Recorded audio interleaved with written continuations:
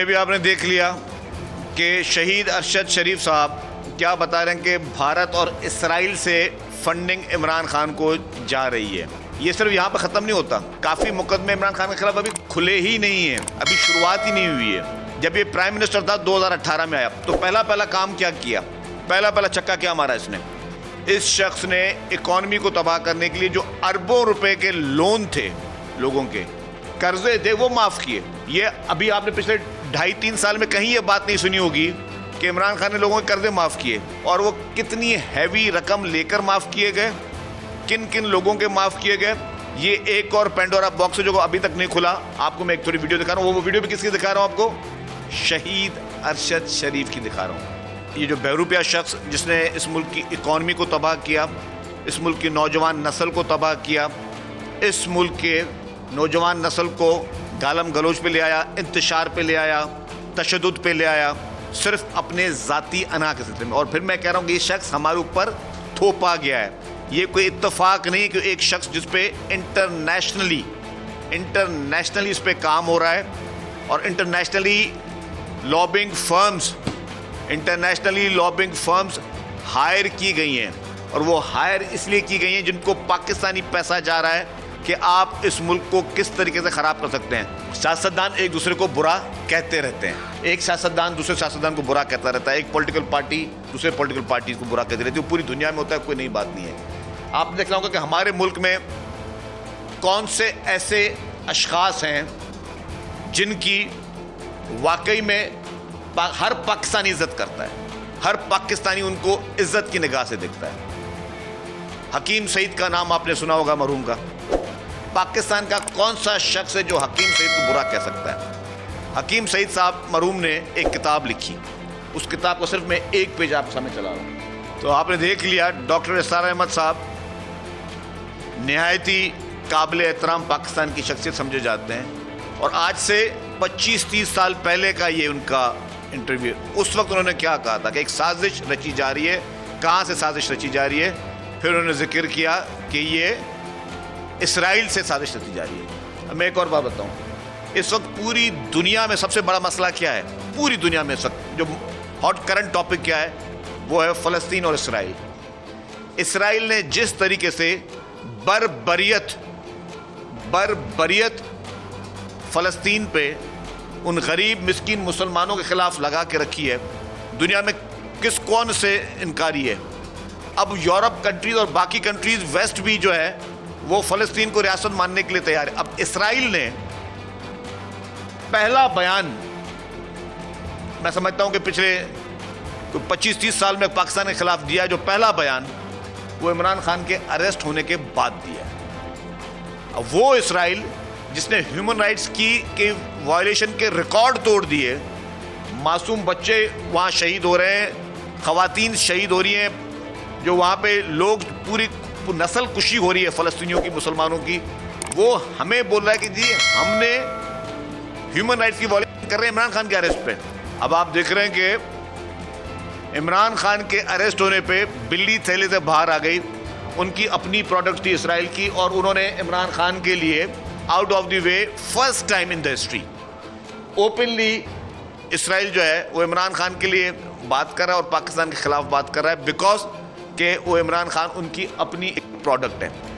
इससे ज़्यादा और क्या चीज़ होगी? फिर इमरान खान जो कि हमेशा अपने मुखालफिन पे गद्दारी का इल्ज़ाम लगाता रहा है, ह्यूमन राइट्स की वर्स्ट वायलेशन इमरान खान के दौर में होती रही है, चाहे अपने मुखालफिन को चुन चुन के गिरफ्तार करना, चाहे जो भी इसके खिलाफ बात करता था दूसरे दिन वो शख्स नैब का नोटिस के ऊपर पहुंचता था, जिस तरह नैब को उसने टूल करके पेश किया। और आज आपने देखा कि वही नैब के चेयरमैन को किस तरीके से एड्रेस कर रहा है, किस अल्फाजात से, किन कलमात से उनको एड्रेस कर रहा है। गिरफ्तारियां हमने भी दी, हमने बाहर आके किसी को गालम गलोच नहीं की, हमने किसी के लिए कोई गलत ज़बान इस्तेमाल नहीं की। ये शख्स अभी अरेस्ट हुआ ही नहीं था, सिर्फ नोटिस पे ये क्या कर रहा था?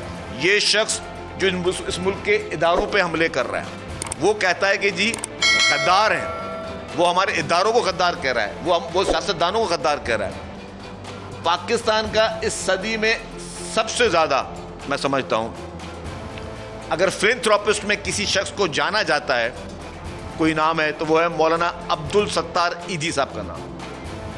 अब्दुल सत्तार ईदी साहब फिलैंथ्रोपिस्ट में इससे बड़ी शख्सियत मैं समझता हूँ कि शायद मैं कहूँगा पूरी दुनिया में शायद पैदा ना हुई हो। उनका क्या ख्याल है इमरान खान के बारे में, वो भी देख लेंगे। मौलाना अब्दुल सत्तार ईदी साहब जो कि हम सब के लिए रोल मॉडल हैं, उनका क्या ख्याल था कि जनरल हमीद गुल के साथ इमरान खान गए सत्तार ईदी साहब मरहूम के पास और कहा कि शहीद मोहतरमा बेनज़ीर भुट्टो साहिबा की हुकूमत को डीरेल करना है, और सत्तार ईदी साहब ने कहा कि मैं आपके इस मास्टर प्लान का हिस्सा नहीं बनूंगा, और वो मुल्क छोड़कर लंदन चले गए। ये तारीखी हक़ायक़ हैं, ये वो चीज़ें नहीं है जो कोई सियासतदान दूसरे सियासतदान पर इल्ज़ामात लगा रहा है। ये पूरे पाकिस्तान की जो क्रीम मैंने बताई, जो क्रीम थी, जिसमें मौलाना अब्दुल सत्तार ईदी साहब, जिसमें हकीम सईद साहब, जिसमें डॉक्टर इसरार साहब, जो आपके बहुत बड़े स्कॉलर, आपके स्कॉलर्स, आपके फिलैंथ्रोपिस्ट आपके बारे में क्या कह रहे हैं कि आप लॉन्च किए गए हो, आप इस मुल्क पे लॉन्च किए गए हो। और मैंने जैसे पहले कहा, मैं हर बार कहता हूं कि आपका टारगेट ना कोई जर्नल है, ना कोई पॉलिटिशियन है, आपका टारगेट ये मुल्क है। आप इस मुल्क के खिलाफ लॉन्च किए गए हो। उस मुल्क को के खिलाफ लॉन्च करने में आप पे बहुत बड़ी हैवी इन्वेस्टमेंट्स हुई हैं, और आप इस मुल्क के इदारों के खिलाफ बेहुदा किस्म की साजिशें कर रहे हैं, इस मुल्क के सियासतदानों के खिलाफ बेहुदा किस्म की साजिश कर रहे हो। आपने क्या कसर नहीं छोड़ी। कौन किसको याद नहीं है कि आपने खुद, जब आप प्राइम मिनिस्टर थे, आपने एक नेशनल इकोनॉमिक कमीशन एक बनाया, जिसमें आपने जनरल बाजवा साहब को भी उसमें मेंबर बनाया। याद है आप सब लोगों को? यही प्राइम मिनिस्टर साहब थे, इन्होंने किया। तब वो सब चीज़ें ठीक थी। आज अगर SIFC बनी है तो आप SIFC के खिलाफ एक साजिश करने शुरू हो गए हो। आज आपने सोशल मीडिया पे PTI के ऑफिशियल हैंडल्स में आप SIFC के खिलाफ एक साजिश करना शुरू हो गए कि SIFC इदारा गैर आईनी है, गैर कानूनी है, गलत इदारा है। मतलब फिर मैं बोलो, आपकी लड़ाई किससे, आप खुद तो बताएं ना। जब पाकिस्तान को आप डिफॉल्ट में लेकर के ऑलमोस्ट कंडीशन पर लेकर आ गए, और आपने